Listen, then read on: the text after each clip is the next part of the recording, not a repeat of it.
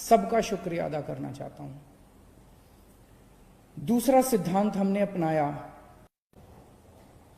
हम लोगों ने अनुमान लगाया था जब लॉकडाउन खत्म हुआ, दिल्ली में तेजी से कोरोना के केसेस बढ़ रहे थे, तो केंद्र सरकार ने एक फॉर्मूला बनाया हुआ है ये अनुमान लगाने के लिए कि आज जिस गति से केसेस बढ़ रहे हैं या कम हो रहे हैं, उसके हिसाब से अगले महीने कितने केस हो जाएंगे, फिर अगले महीने कितने केस हो जाएंगे, ताकि उसकी तैयारी की जा सके।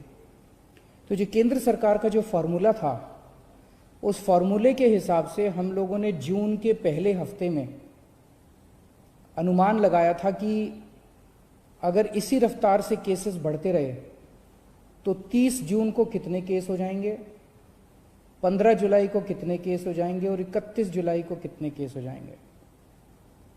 और वो अनुमान हमने आप सब लोगों के सामने रखा था। उस अनुमान के मुताबिक 15 जुलाई तक ये अनुमान था कि आज तक 2.25 लाख केस होने का अनुमान था उस फॉर्मूले के हिसाब से।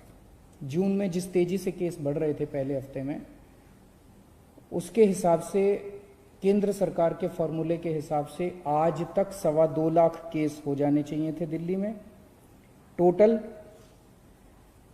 उसमें से 1,34,000 एक्टिव केसेस होने चाहिए थे और इन एक्टिव केसेस के लिए लगभग 34,000 बेड्स की जरूरत थी। लेकिन पिछले 1.5 महीने में जिस तरह से हम सब लोगों ने मिलकर, दिल्ली के 2 करोड़ लोगों ने मिलके, दिल्ली सरकार ने मिलके, केंद्र सरकार ने मिलके, सब लोगों ने मिलके जो प्रयास किए, आज अनुमान था कि 2.25 लाख केसेस होंगे, लेकिन हकीकत में आज उसके आधे केसेस हैं। 1,15,000 केसेस आज हुए हैं।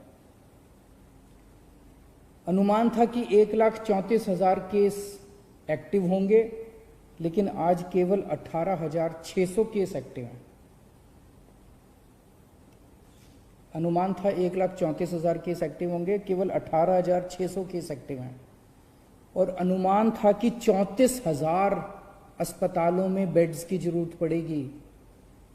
अस्पतालों में, कोविड सेंटर वगैरह में, अस्पतालों में 34,000 बेड्स की जरूरत पड़ेगी। आज केवल 4,000 बेड्स की दिल्ली के अंदर जरूरत पड़ रही है। हमने 15,500 बेड्स का इंतजाम कर लिया है, लेकिन आज उनमें केवल 4,000 बेड भरे हुए हैं, बाकी सारे बेड खाली हैं। तो स्थिति काफ़ी नियंत्रण में नज़र आ रही है आज। लेकिन मैं बार बार ये कहता हूँ कि हमें